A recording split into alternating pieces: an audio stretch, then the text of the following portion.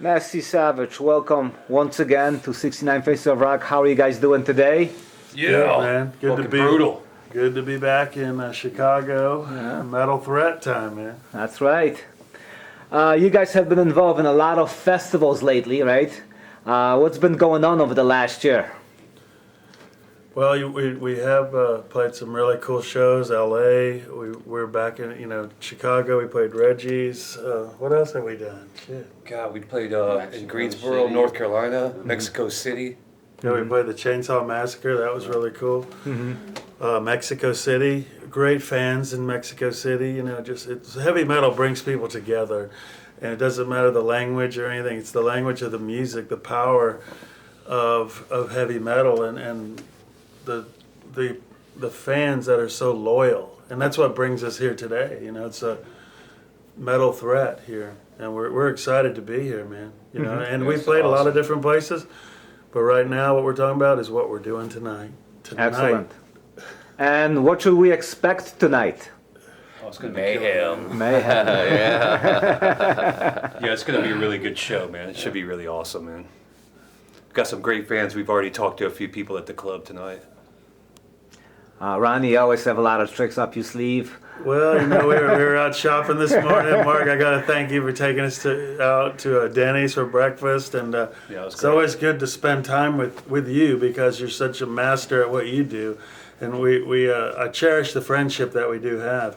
But so when I knew I was coming to Chicago, you were one of the first guys I got in touch with because you get it. You get it. And that's why we're giving you the time and the respect, because there's not a lot of people that get the word out about metal and really have that drive and determination. For over 40 years you've been doing it, so we've been survivors, brother, and we're surviving this whole thing, this life, and we might even be in the fourth quarter of our life.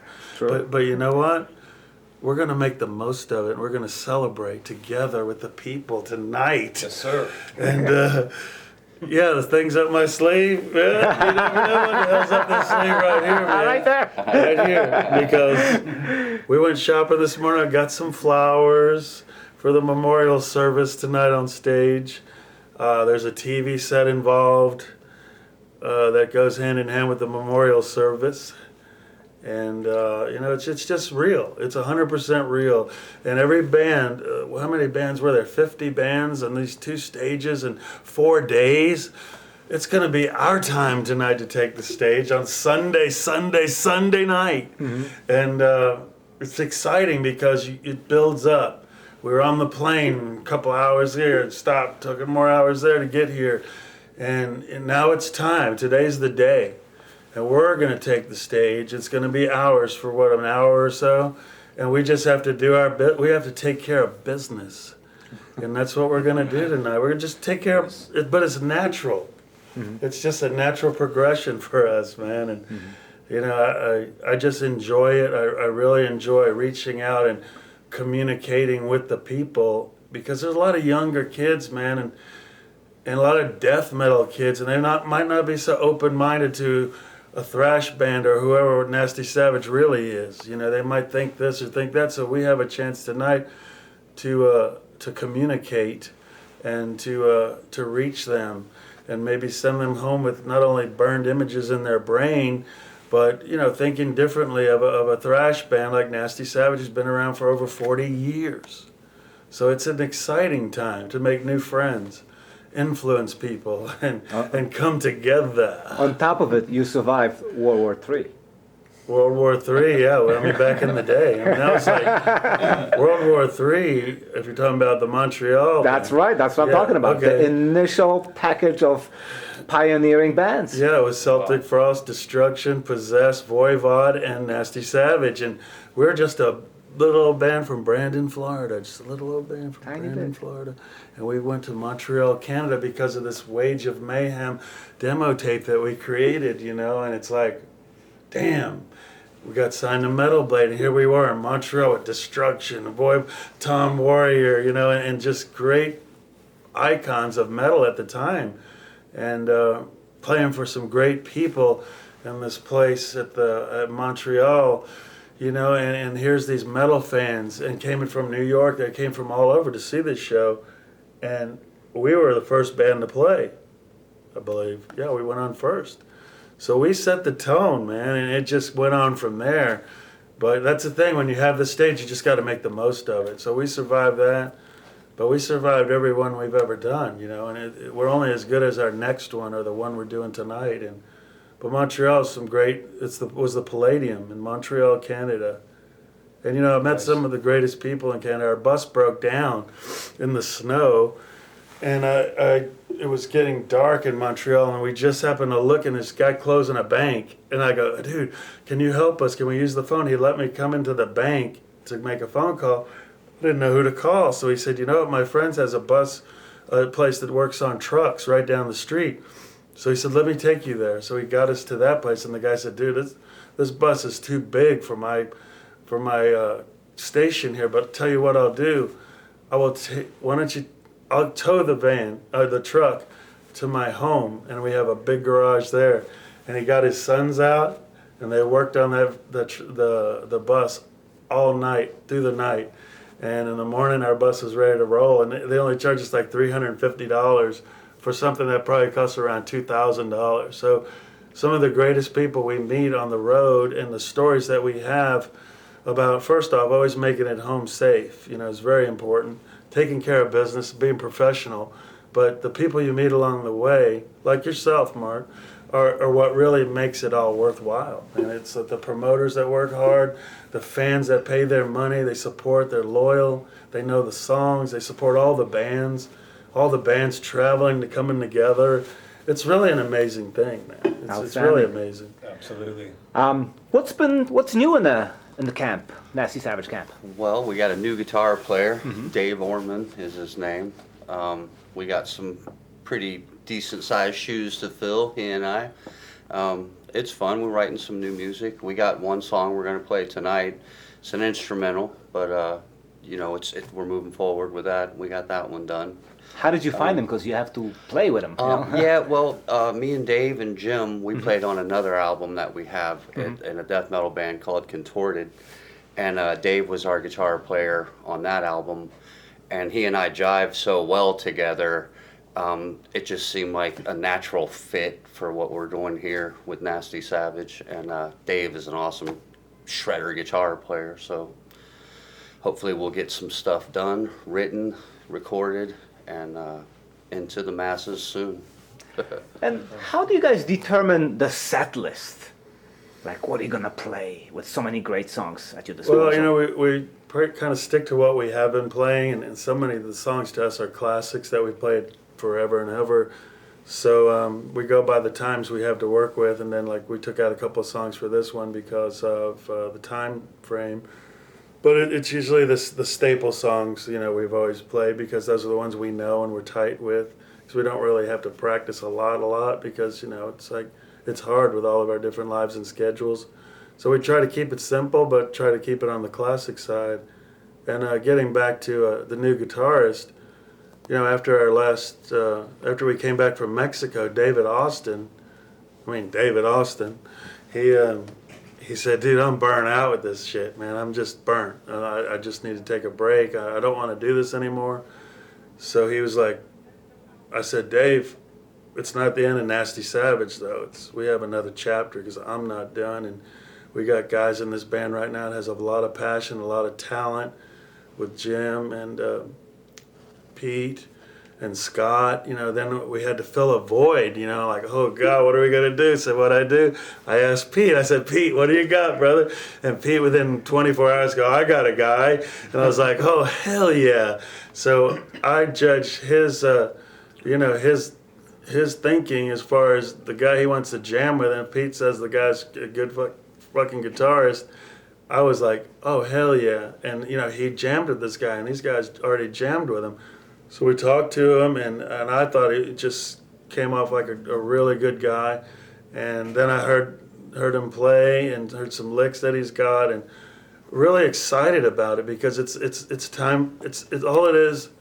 It's a new chapter. You know, we can't go back. We can't go. People are going to say, oh, but it's not really Nasty Savage without this guy or that guy. But you know what? you just have to move forward, man. We have to do the next chapter. We can't go back chapters. You can go back and read chapters and research it and watch it and look it and learn it. But the future is almost more important now because that's all we have in life. We have the future, the next chapter. And you know what? It's given me energy to keep pushing on and motivate and just get everybody fired up because there's still promoters around the world that want us to play. There's record companies who still are interested in our music. So, and I'm telling the guys, I said, look, and to me, I don't write the songs. So I'm like, these guys, it's up to them to create the next chapter. And I'm saying, don't worry if it's not exactly what you think Nasty Savage was in the 80s or 90s or 2000, what it should be now. Let's make it what it is now and just go for it and just open your mind from the inside because the clock will keep on ticking on you. So let's just make it happen. Time is the currency nowadays. And that's where we're at. We're just really excited about where we are now at our age in life and the fourth quarter of our lives probably. Okay. Absolutely. How do you approach drumming in Nasty Savage? It's really hard to explain, I guess, but I know. it's a heaviness that just draws you into the music. It's you kind of put the drums to what the music is, and it just all flows together like this. Just one big awesome thing. You know what I mean? It's And what are some of your favorite songs to play? Oh shit, all of them. I mean, we used to do Psycho Psycho. That's a really, really heavy song. We'll probably bring that back to the set. And just the real fast ones I like. I mean, everything's really great. I like the ones that are just driving, that just, just solid driving. Yeah, it's awesome. We got some double bass that just kick in double bass, and heavy, heavy shit. A lot of technical stuff too that we're writing now. Like the new guitarist just inspires us to feed off of him and the creativity that that flows through it. It's like it's challenging, and it's interesting. You know what I mean? I love it. Excellent. Yeah. Ronnie, tell me about you, love of TVs, especially on stage. Oh man, it's just something, it's just like, it's sort of like, I guess you call my gimmick, it's just something I've always done. And to me, it's again, when you have the stage, you got to kind of make the most of it. But when it's like it's like storytelling, I think even now at an older age, after all the shows, hundreds of shows we've done, I'm just now understanding the way to do it, maybe the way to tell the story better, the way to bring people along with what's going on. And all it is a television set, but it's what you make it, is what's inside that. I'm trying to still figure out what's inside that and why is it on stage and what the hell am I doing with it and why? I don't even know. I don't really know. But all I know is it's an object, and it's like an Alfred Hitchcock film. In the beginning of the movie, you usually know who the good guy is, who the bad guy is, and what is the plot. And where it's going, you don't really know. So at the beginning, I established the storyline, the band, and now there's these objects. And I follow along to find out what happens to the object. And yeah, that's what it's about because I enjoy inciting people. My favorite way to watch TV too. I tell this story, but in the old days, Jerry Lee Lewis, Little Richard, Johnny Cash, and Elvis sometimes would share the same stage. Back in Tennessee, or they're on the road together, growing as musicians, and each one had that stage. So like Jerry Lee would get off the stage and burn his piano down and tell Little Richard, top that. So I might have told this story last time we interviewed, I don't know. But that's how I look at things. So when we have the stage, it's just our stage and it's our time to perform, and that's just in a way that I've always done, this surreal, kind of impactful pro wrestling meets Jim Morrison meets a preacher meets a motivational speaker meets a heavy metal singer meets somebody. Can I ask you a question? Yeah. When's the first what made you why TV? How'd you get when's the first time you did hey I'm gonna take this fucking thing up there and I'm gonna destroy it? Well, that's a good and how question. to go That's a good over, question. It's stuck. Yeah, what happened is I was influenced big by Wendy O. Williams. Her impact on me, of a powerful woman with a brain, and she was very anti authority. She was anti, Yeah. you know, she was Wendy Television's Williams. a powerful. Plasmatics. Yeah, and tool. the television would put things in your head like brainwashing, or it has a powerful tool. So she used that as an anti-authority deal, but she also would smash them with a sledgehammer. She also put she drove Cadillacs into swimming pools, and she blew shit up. Yeah. And it was just, I was like, damn, a TV set it really blows our mind with bullshit, you know, and propaganda. So I said, I'm going to take that as something, an object to utilize, and people could figure out why. But our very first show, I had a television set in Brandon, Florida, and we actually, oh, that's Dave calling right now. Tell him to come down. So anyway, the first Nasty Savage show, I had one. I did smash it with a TV.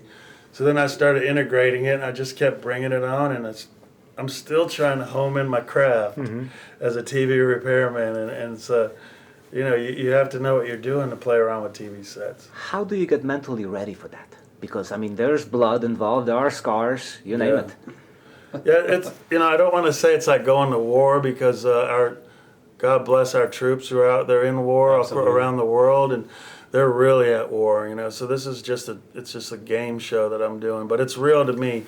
So like anything, like being a pro wrestler, you have to be mentally, physically ready to do what you have to do, and so you do have to psych up. Today I think I brought a candle because I'm going to look into that candle flame, and I wrote a song called Divination, and in Divination is about fortune telling and seeing the future. And when you look into a mirror or you look into a candle flame, it's the same type of deal. And back in the old days, the Roman soldiers would stare into their leaders, would make them stare into their swords, and gleaming into their sword, they would start seeing, they told them, this is what you're going to see. You're going to see you shredding your competitors. You're going to see the victory of the guys you're about to fight. You're going to shred them when you go into battle. And they just kept staring into the sword. And you can do that with a candle flame. So I might just do that tonight and get my mind even more focused, because we're at it's like a metal battle, man. That's what we're at tonight. Ronnie, what does your wife say when you come back after one of those shows, all beaten up, scarred, cut? What kind of a welcome are you getting? She thinks I'm stupid. You know, she just thinks, what the hell are you doing at your age? Why are you still doing this stupid ass stuff? Don't get hurt. Last time in Mexico, I had a piece of glass stuck in my leg. It was a thick piece, and I ended up having to go to the hospital to get it, to get it taken out. X-rays. It was pretty big medical bill. So she's like, man, we don't need any more medical bills. So, she was at an event yesterday in Florida doing it while I was gone for Born to Ride, a motorcycle. And she told the lady, the promoter said, oh yeah, Ron's in Chicago. Is he doing another bike show in Chicago? And Debbie just said, yeah, because she didn't want to get into the whole Nasty Savage shit. So, yeah, but at the same time, she thinks it's cool that we still get recognition. And, my daughter, she sent me a text, said break a leg. And so it was cool, The thing about my kids and Nasty Savage is they never really thought much about it until they went to school and stuff, and then their teacher goes, is your dad Nasty Ronnie? I know him, I have their records. And they go, really? And then they got special treatment in school, Or so one time she was at Top Golf or something, and somebody said, Galletti, is your dad Nasty Ronnie? So, and then the really thing that did it is the show, what is that show? The one we were in, oh God, it's a big TV show, and we were on the wall, Stranger Things. Oh yeah, Stranger That's right. So we were on Stranger Things, and I guess in this TV show there was a Nasty Savage album cover, and when they found that out, they were really like, damn, that is pretty cool. So now they're talking about, oh, maybe if you go to Holland, we can go to Holland with you. So there, it's opened up a lot of doors, and bottom line is my wife's always supported me with it from day one. She was with me driving a Pinto when we were going out, and I said, pull over here, I want to try out for a band. I remember that story. Yeah, so she said that. And so she's been with me the whole time. And, you have to have a balanced life and to be a balanced father, figure, person, and you got to know when to turn it on and turn it off. I think I know a thing or two about that. and that's kind of what she appreciates, I think. But she's scared and she just thinks it's stupid. Trust me, my wife thinks the same of me. And she doesn't come to shows, like she doesn't even care. She hasn't been to a Nasty Savage show probably since 1985 or 4, you know, That's a back long in the time. day. Any new material coming up for Nasty Yes, Savage? we're actually writing a lot of new stuff right now, Dave coming down. and it's going to be really awesome because it's a new, like you said, a new chapter in the band, and it's a real creative, like the way we're writing now is we both feed off each other. You know, the guitarist and the drums and the bass, and we all have input in the music, so it's not just one person writing it. Everyone's got their own ideas, and it just really is coming together really good. Cool. Any additional words about the new songs coming up from the guitar point of view? I'm excited. Hopefully everybody else likes it as much as we do. We can't wait to put something out. Of course, I wish Dave Austin was here writing with me and doing all that stuff. But like you said, it's a new chapter now. We're all moving on, and hopefully we get something out real soon and everybody likes it as much as we do. Finally, a historic question, something that I failed to ask last time and I was reminded in one of the comments. The Nasty Savage logo, which you've been using since day one, where did it come from? Actually, it was designed by Curtis Beeson's brother, Dizzy Beeson, and you know, he just came up with it, and we liked it, and we just always stuck to that. And he did the logo for the band Siren as well, back in the day. Another Brandon band, Siren, good friends of ours, Ed Aborn and them. They're good guys, but it was just something that he came up with. You know, we had an original shirt made, said Metal Knights. It's a pretty rare T-shirt. That was the very first Nasty Savage shirt ever. It had like a Metal Knight face with Nasty Savage and said Metal Knights. So those were our first ones.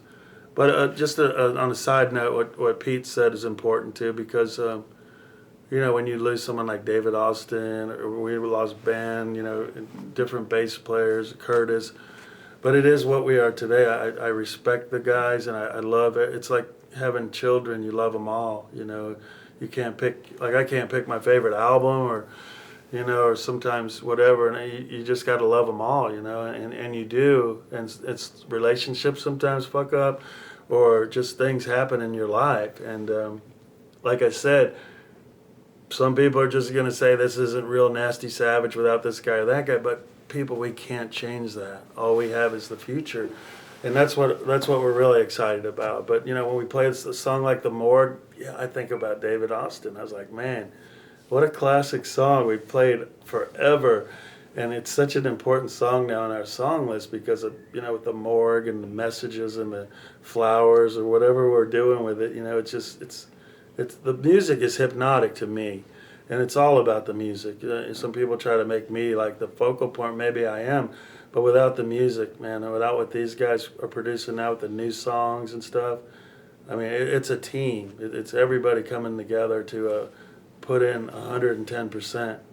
And that's why they're in this band, because they're putting in 110%. And I am a fan of Dave and Ben, and I just want to show those guys the respect that they deserve. Yeah. And like I said, we got some decent sized shoes to fill, and I don't want to compete with those guys, so to say, because, you know, there is no competition. We, like Ronnie said, we can't recreate what you know, we didn't help. Well, I didn't write any of that stuff, but I am a fan. I love it. So we kind of, you know, we have formulas. We want to stick true to some of the sound, but you know, I'm me. I'm not Dave. So that's what I was saying. I hope everybody else likes it as much as we do, and you know, we try to show Dave and Ben some respect. And there's some licks in there that you know, how can I not be influenced by the other songs playing it? And I like it so much. So there is some that rubs off in what we're doing now. You know, so Excellent. Thank you, and thank you for continuing to carry on with the legacy of Nasty Savage. thank you. Thank you. Thank you, man.